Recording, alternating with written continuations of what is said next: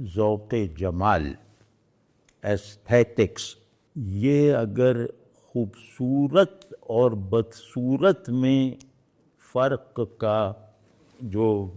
کی صلاحیت ذہن کو اور خوبصورتی کی طرف رغبت اور بدصورتی سے کراہت اگر اخلاقی سطح پر موجود نہیں ہے، یعنی مستقل حالت میں موجود نہیں ہے، تو بھی ذہن پروفین ہو جائے گا اور وہ جو اخلاق ہیں وہ تاجرانہ بن کے رہ جائیں گے۔ تو اس میں جو ذوق جمال ہے وہ سمجھیں کہ خیر پر آمادہ رکھتا ہے اور حق کے حضور میں رکھتا ہے۔ آخری صفت جو ہے یا ضرورت یا کوالیفیکیشن وہ ہے لینگویج۔ آپ جتنی زبان جانتے ہیں اتنا اسی حد تک آپ کا ذہن کام کر رہا ہے۔ آپ جتنی زبان جانتے ہیں اسی حد تک آپ کا اخلاقی وجود نمو پا سکتا ہے۔ اگر آپ زبان نہیں جانتے، لفظ میں اترنے کا ذوق نہیں رکھتے، ایک ہی آبجیکٹ کے 3 نام آپ کو حفظ نہیں ہیں اور ان 3 ناموں کے ہونے کی جینوین لنگوسٹک وجہ آپ کو نہیں معلوم ہے، آپ اگر لفظ کو تشبیہ کی سطح، استعارے کی سطح اور علامت کی سطح پر لے جا کر استعمال کرنے کا ذوق، ملکہ یا شعور نہیں رکھتے تو آپ کا ذہن بھی پسماندہ رہے گا، آپ کا اخلاق بھی پسماندہ رہے گا، کیونکہ آدمی کے بارے میں، آدمی کے مرتبے کے بارے میں، ذہنی اور اخلاقی اور ہر طرح کے مرتبے کے بارے میں جو سب سے قابل اعتبار شہادت ہے وہ لفظ دیتے ہیں۔ لفظ کی گواہی آپ کے لیے حتمی گواہی ہے۔ تو ظاہر ہے کہ جب آپ لفظی کو بس یہ ناموں کی طرح، چند چیزوں کے ناموں کی طرح آپ لفظوں کو استعمال کرتے ہیں، سمجھتے ہیں اور اس سے آگے بڑھتے ہی نہیں ہیں، تو ظاہر ہے آپ کی تنظیم بھی جانوروں جیسی ہوگی، آپ کا دماغ بھی بالکل ہی ڈی ہیومنائز ہو جائے گا، آپ کے اخلاق بھی بس جیسے وہ فقیروں اور گداگروں جیسے ہوں گے۔ تو زبان کو بہت اہمیت دیں۔ لفظ آدمی کا انکیوبیٹر ہے۔ انکیوبیٹر نہیں ہوتا جو اسپتال میں لگا ہوتا ہے، جس میں بچوں کو ڈال دیتے ہیں تو وہ ذرا ان کی گروتھ ہو جاتی ہے۔ لفظ آدمیت کی نرسری ہے، باعتبار شعور بھی اور بلحاظ وجود بھی۔ تو جو زبان نہیں جانتا وہ اسے گویا ابھی آدمی ہونے کی کوشش میں لگے رہنا چاہیے، ابھی وہ آدمی نہیں بنا۔ تو اب ہماری صورتحال یہ کہ زبان جاننے میں نقصان زیادہ ہو رہا ہے۔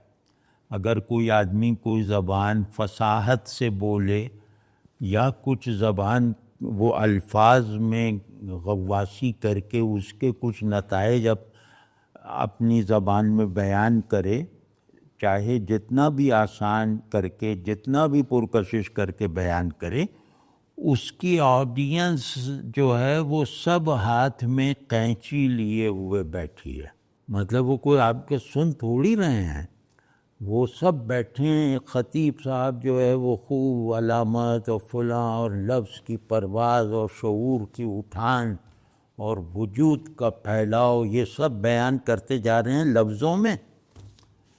اب وہ جب زیادہ ہو جاتا ہے تو وہ اٹھ کے زبان کاٹ دیتے ہیں، یا وہ جو ہے نا وہ کنیکشن کاٹ دیتے ہیں پبلک ایڈریس سسٹم کا کہ بکنے دو۔ ہاں، اور پھر ہم وہ لوگ بن کے رہ گئے نا۔ مثال طور پہ ایک اچھے جدید تعلیم یافتہ آدمی کو بھی، یعنی کہ ایک ایوریج جدید تعلیم یافتہ آدمی جس نے انگریزی میں، فلسفے میں، اردو ادب وغیرہ میں ایم اے کر رکھا ہو، تو اس کو آپ کانٹ کی کتاب دے دیجئے، کرٹیک آف پیور ریزن، اور کہیے کہ یار اس میں جو نہیں پڑھنا ہے نا اسے تم اس پہ یہ فلوئڈ لگا دو، مطلب ان لفظوں کو چھپا دو جو مجھے نہیں پڑھنے یا تمہیں بھی نہیں پڑھنے. تو پھر جو کتاب میں کرٹیک آف پیور ریزن میں جو رہ جائے گا وہ تھا، ہوگا، لیکن، بلکہ، گویا، میں، اور ٹینسز رہ جائیں گے، اور ساری کتاب وہ چھپا کے آپ کو دے دے گا. یہ ہماری دانش کی عمومی سطح ہے، خصوصاً جدید تعلیم سے پروان چڑھنے والے دماغ کی، جس سے توقع زیادہ تھی. یہ کسی کا بھی جو نام لیتے ہیں مطلب تو وہ نام سے زیادہ یا اس کے سن پیدائش اور سن وفات سے زیادہ اس کے بارے میں کچھ نہیں جانتے. یہ علوم نہیں پڑھتے، یہ علوم کی تاریخ پڑھ کے پی ایچ ڈی کرتے ہیں. تو جب اس طرح کی ایک عجیب طرح کی پسماندگی خوش دلی کے ساتھ قبول بھی کر لی جائے اور اس پسماندگی میں مبتلا ہونے کے نقد فوائد بھی حاصل ہو رہے ہوں، تو پھر کہاں کا ذہن، کہاں کا اخلاق، اور یہ مسئلہ ہی جیسے ریلیونٹ ہو جاتا ہے کہ ذہن کو ترقی دو، اخلاق کو ترقی دو. تو بہرحال ہم اپنے جیسے دوستوں میں بیٹھ کے یہ بات کر رہے ہیں کہ ان چیزوں مطلب ذہنی اور اخلاقی ترقی کو ان نکات کے ساتھ جو ہے وہ ترقی دینا ہمارے لیے دینی ضرورت زیادہ ہے، دنیاوی کم ہے. تو اس طرح اٹھیں اور انشاءاللہ وہ سب ہو جائے گا. لیکن یہ کہ ذہنی ترقی فرض کیا مقصود ہے اخلاقی ترقی، لیکن ذہنی ترقی کے بغیر وہ ممکن نہیں ہے، تو اس لیے ذہن کو بھی جوڑنا پڑتا ہے. اب اس میں بعض لوگ جو ہیں یہ سب باتیں سن سن کے اس کو آئیڈیلزم سمجھتے ہیں یا اپنے آپ کو اس کا مخاطب نہیں سمجھتے کہ بھئی ہمارا کہاں اتنا ذہن کہ ہم کانٹ کی کتاب پڑھ لیں. تو یہ نہیں، اس ڈیفیٹزم میں نہ پڑیں.